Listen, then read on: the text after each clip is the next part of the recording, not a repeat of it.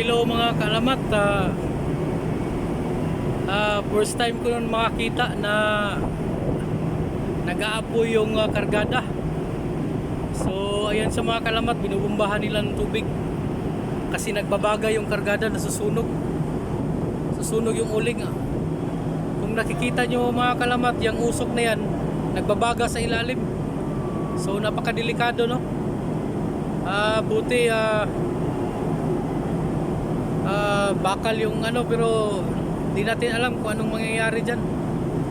So yan sa mga kalamat, no? Umuusok yung budiga.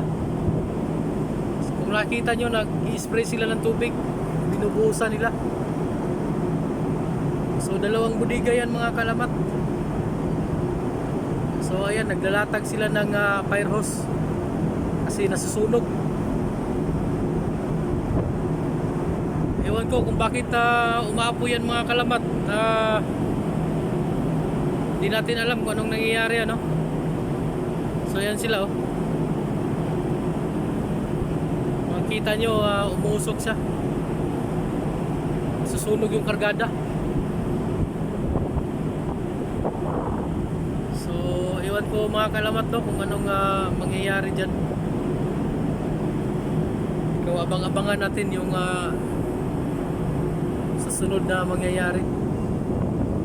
So siguro maapula naman yan, kaso kailangan talagang maraming tubig. Kasi kung nakikita nyo, ayan, oh, nag-i-spray sila ng ano, tubig. Ayan, oh, susunog.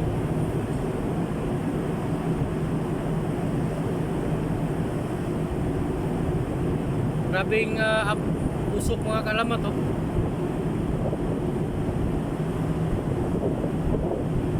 Pero baka normal lang din yan siguro sa cool.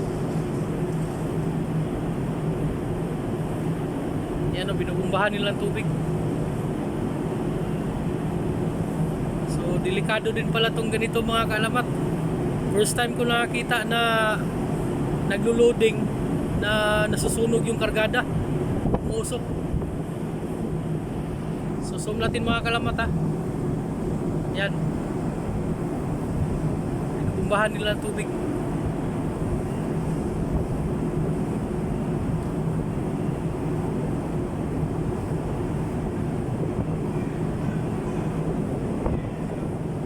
So delikado din pala mga kalamat.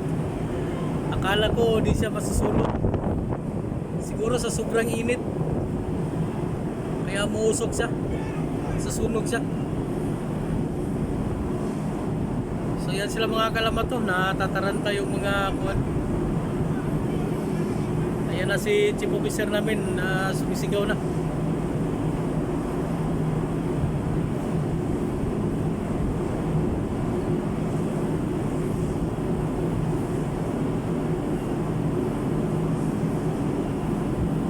Siguro maapula naman yan mga kalamat, pero kailangan na talaga buhusan ng tubig. Ang delikado nito, pag isarado yan, tapos nasa biyahe kami.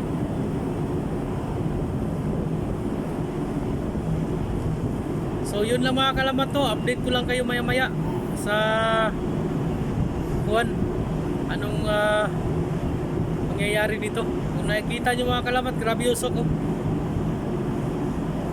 So yun lang, maraming salamat at God bless and see you next time. Please subscribe, like and share para lagi kayong updated mga kalamat sa mga bago nating videos. So yun lang, maraming salamat at see you next time.